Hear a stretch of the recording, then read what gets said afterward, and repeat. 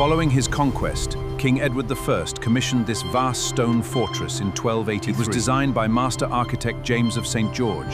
Caernarfon Castle was a key component, part of Edward's Iron Ring to control North Wales.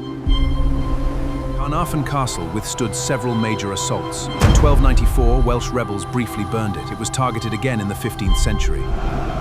Glyndwr's forces are at the gates! Centuries before the stone towers, Normans claimed this ground.